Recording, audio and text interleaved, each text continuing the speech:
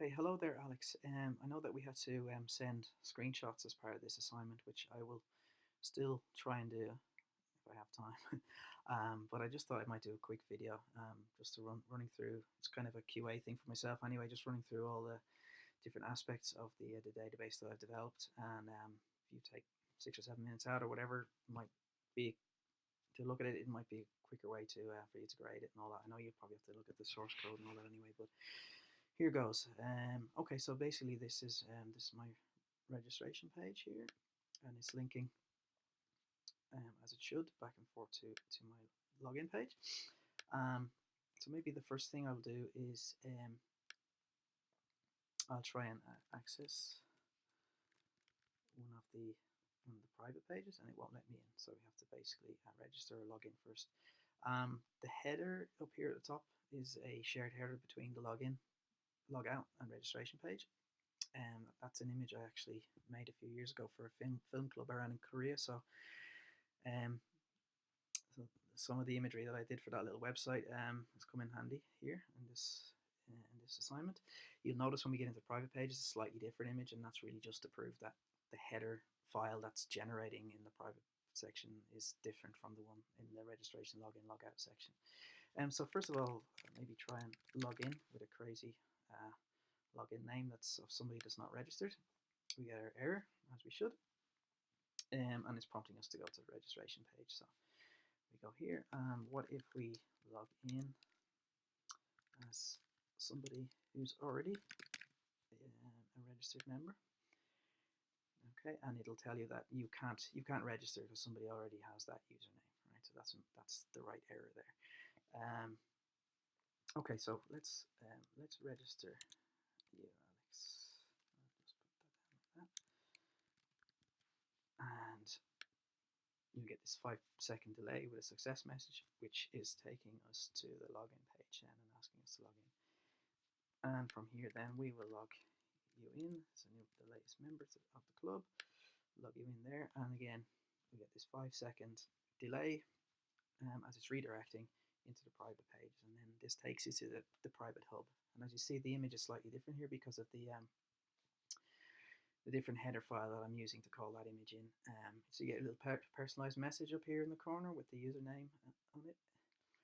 And I might just log out straight away, just to show you that you get your log out, and you get your little message, and that's all working fine. We log back in. Okay,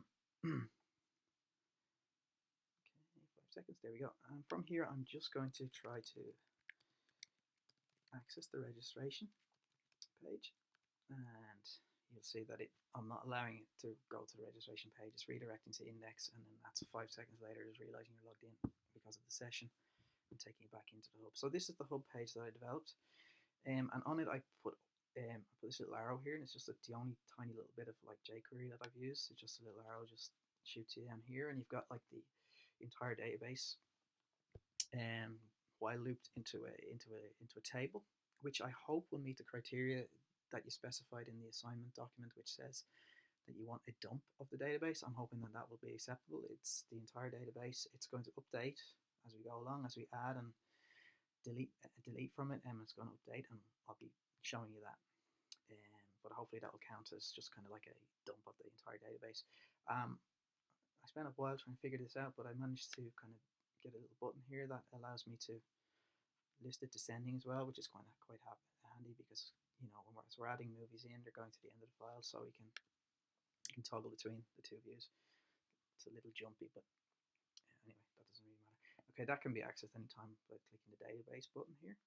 So let's go into one of our files, and I've just done a little bit of CSS to make it look a bit nicer. That was good practice, just integrating everything together. So let's search for the infamous movie Academic Dinosaur. We click on that, you get your little success message, and the film shows up here in the table. If you make a spelling mistake or whatever, it's going to tell you that it's looking for an exact search, which I think an exact match, which was the criteria in the assignment. and it obviously doesn't work. So I generated this other button and this other SQL, which is basically going to be more flexible. It's using the wildcards, and it's also searching the description column as well, and it's just looking for the term that you put in. So I know there's a film in there called Bikini something. I can't remember exactly what it's called. So if we click a general search, it will list anything containing the word bikini. So we've got the two films there, Bikini Borrowers and Wild Bikini. Lists the number of records there. Let's try Africa. You can search for that. It'll list any films that have Africa or African in it. So that's basically it. It's a basic enough page. We'll go to the ad. Okay, so let's try and add a film in, and we'll put text in instead of the number, and it should give us an error. There we go. It's telling us that it's not valid, and I've actually made it so that only years between 1901 and 2016 will be accepted. So it's not just the format, but I've actually specified the type of year. So you can't have a year like year 1, or you can't have a year 2017 because it hasn't happened yet. So let's try another one. Let's say we want to put in the film Academy Dinosaur. That won't accept that. Oops, won't accept that either. There we go. It's not going to accept that because it's already in the database, and it's going. Oops, I just made a spelling mistake there. Exists down here, and it's listed the film down here. It won't let you put that in because I've set that to unique, and I've run a little bit of SQL, which basically searches the database first for the term to make sure it's not already in there. So that gives you that error. Let's actually put a new film in. I'll tell you what, first of all, I want to go back to the database here, and there are 1556 records, right? So we go in here, and we'll call it Alex's Movie, and a movie about Alex. And we'll purposely make a spelling mistake there. And we put it in as 2001. Okay, we get a little success message, and you get a new ID number here, and the movie is put in. Now I've put this extra little feature in which allows you to correct when you make a mistake. It's a little bit like the update page. I was able to sort of borrow the code from that then onto the update page later on. But yeah, there you go. I've just changed that, and let's say 2000. You can just change all 3 fields, or 2 of them, or 1 of them, whatever you want to do. And if we go back to the database, we do it descending order, you'll see that the movie has been added in there. So the description is just Alex, Okay, there we go. So the film is in there. We'll maybe delete that a little bit later on. And the records count has gone up by 1. We see that there. Okay, so let's go to the delete page. Why don't we delete that one that we've just added in? Go all the way down to the end. There we go, Alex's Movie. It's going to retrieve the record. Gives you the blue. I've used blue for information because it's not actually deleted yet. It's listed down here in orange because it's warning it's about to go.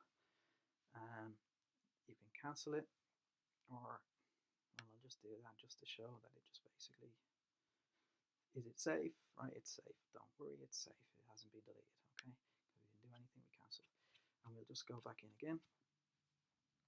I suppose we could delete anyone, but just seeing that we put this one in, we'll retrieve it and delete it, and it's gone.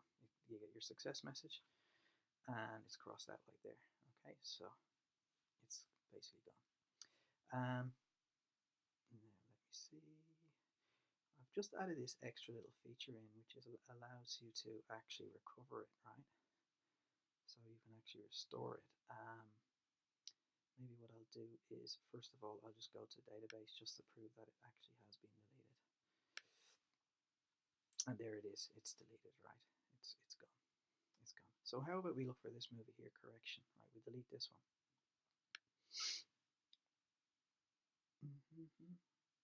Yeah, if you're wondering why, there is one.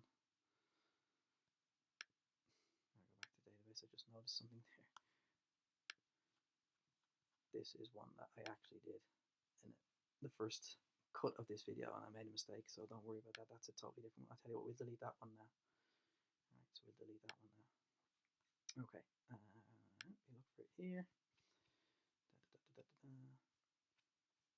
It's down here, Alex's film.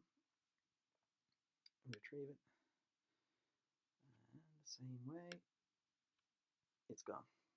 Right, but you have this option to restore it, and basically I have put session variables for each of these so that they're actually still there, and that's how they're printing out, even though they're actually deleted from the database. Like if I go to the, if I quickly go to the SQL here, and if I say film ID equals, oops, that's it. That's a Firefox version of it.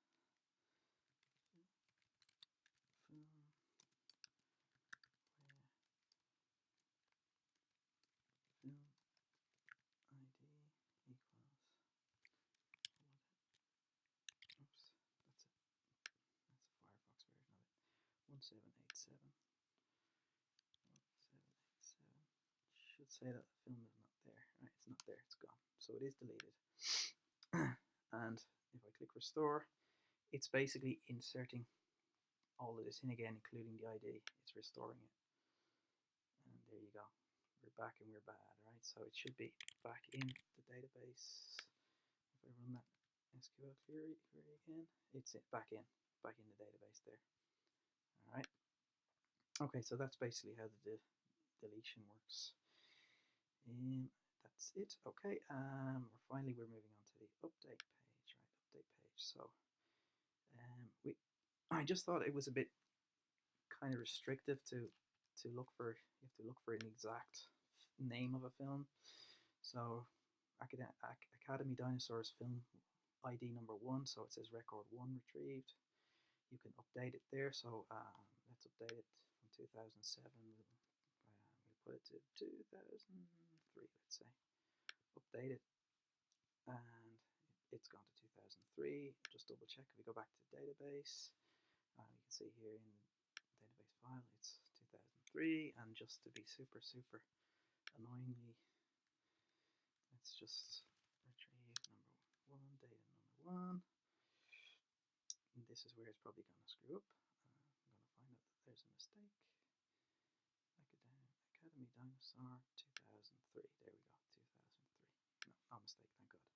So back to the update. So yeah, I also did it that you can actually update by ID as well as by film name. So you can put a number in there.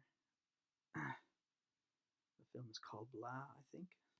Yeah, there you go. Obviously, that's the amount of trial and error that I've been doing over the last week. So that's in there. If I change the name to new film, and it should format that in capitals for me as well. There can only be one. Okay, that film already exists. Right, and there it is. There, that film. I already put that one in as a. Let's search for a different one instead. Okay, there's no film under that ID. 1045. Let's see. There's no film on that one. Okay, why don't I just record number 34? Okay, record number 44. Arabia Dogma. Touching da la la. New description.